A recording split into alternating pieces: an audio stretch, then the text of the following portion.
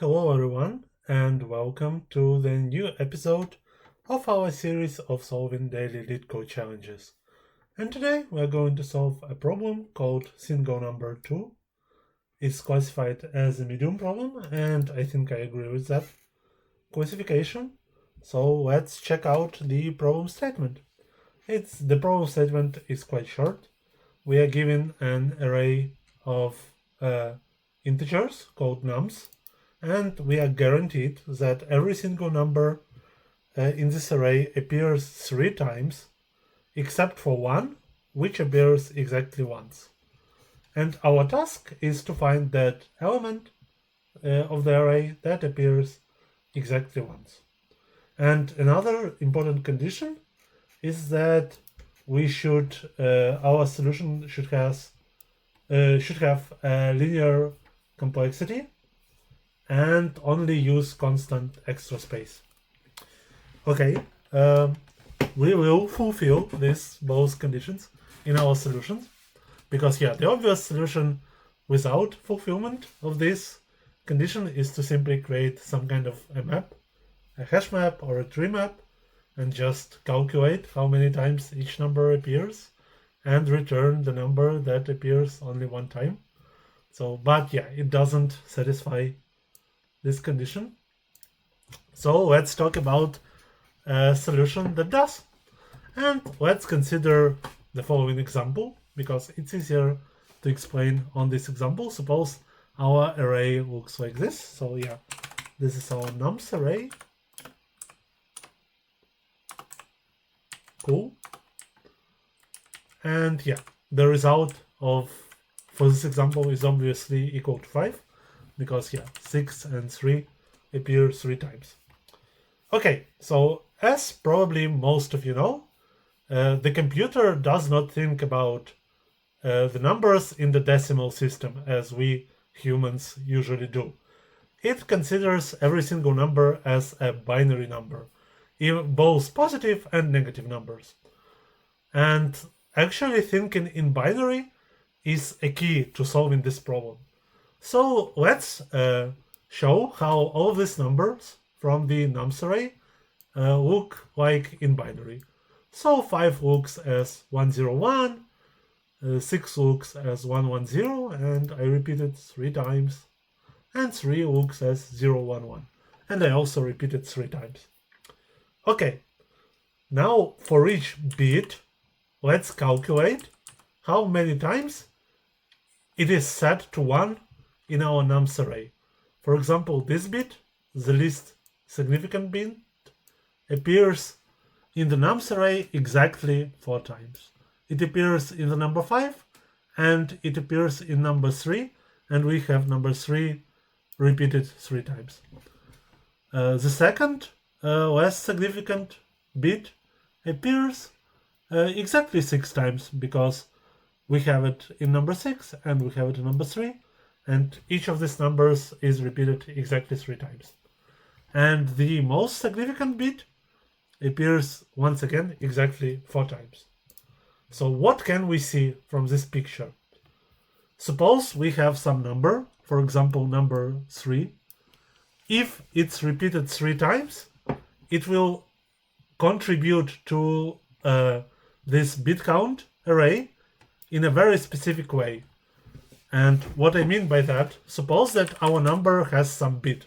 For example, number 3 has this least significant bit. It will contribute to this array of bit counts by incrementing each of its bits that are set to 1, each of the count for each of the bits, by exactly 3. So, for example, this number 3, it will add 3 to the bit count with this index, and it will add 3 to the bit count with this index. Okay, I hope that's all clear. So what can we judge by that? My statement is the following. Let's look at this array of bit counts, and suppose we are looking at some bit with index, I don't know, bit index. And what I'm saying is the following.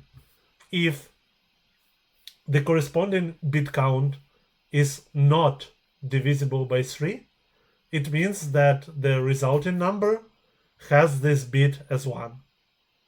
And if it is divisible by 3, then our resulting number that we are trying to return will not contain this bit as 1. So it will contain 0 in that place. And you can see this on this example. Obviously, our answer is 5. And here, when we will look at this bit count array, we will see that 4 is not divisible by 3. That means that our resulting number should have this bit set as 1. 6 is divisible by 3, which means that our resulting number should have this bit set as 0. And once again, 4 is not divisible by 3, and therefore we should add 1. And our answer is 101 in binary, which is 5 in decimal. And that's a correct answer. Okay, let's look into how to implement this solution.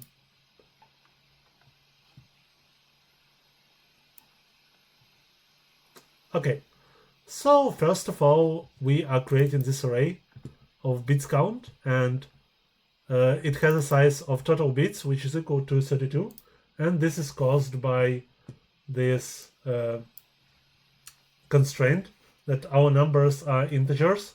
And as you all know, integers uses 32 bits, 31 bit to like define the value of an item, and 1 bit is basically a sign bit that shows us whether the number is positive or negative. Okay, so we have this 32 bits, and for each number in our nums array, we will iterate through all of its bits, through all 32 of them, and we will increment the corresponding bit index, corresponding item of bit counts with index bit index, if this item has this certain bit equal to 1.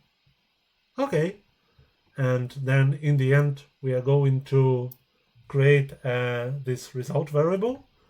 Once again, we will iterate through all of the possible bits, and then we will take a look. If a corresponding item in the bits count array is not divisible by 3, that's exactly what we are checking here, then we will set this bit for a number as 1. Otherwise, we should not do anything, because there is no need to set bit as 0 because it's already 0 in the resulting number.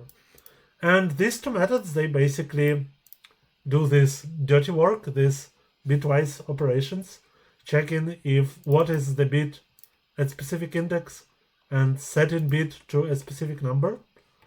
And they use some complex bit operations, but I will leave some good links into the explanations of bitwise operations in Java and in general, because it's a topic that's very important in technical interviews. It comes up from time to time, and it would be good for you to learn about it. Cool.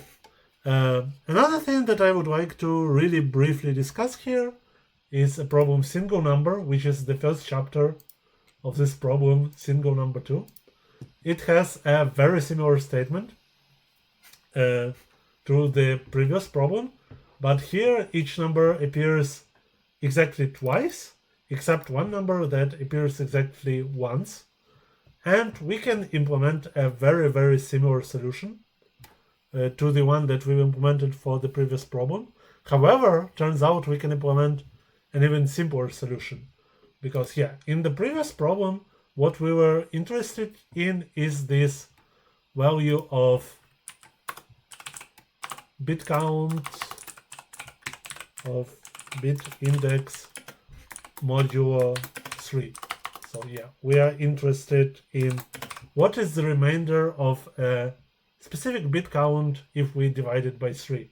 And here we are interested in what is the remainder of a specific bit count if we divide it by 2. And turns out there is a bitwise operation for that. We call it exclusive OR, or XOR, which does exactly that. And because of that, our solution is very, very short and elegant, and that's how it works. We simply initialize our result as 0, and then we XOR all of the elements, and in the end we return the result of this XOR, because it will do exactly what we want it to do. It will set all of the necessary bits to 1, meaning that if the bit appears an odd amount of time, it will be equal to 1 in the result, and if it appears an even amount of time, it will be equal to 0 in the result. Okay, guys, that's it for today's problem. What lessons can we learn? Probably the only lesson that we can learn from this problem is that from time to time during the coding interview, we basically interviewers expect us to know what are bitwise operations, so we need to learn them once and for all, and yeah, we will be better programmers after that. So yeah, thank you very much for your attention. I hope this problem was interesting for you. Have a good day. Press like, subscribe, and I would love to hear from you. Thank you very much, guys. Bye.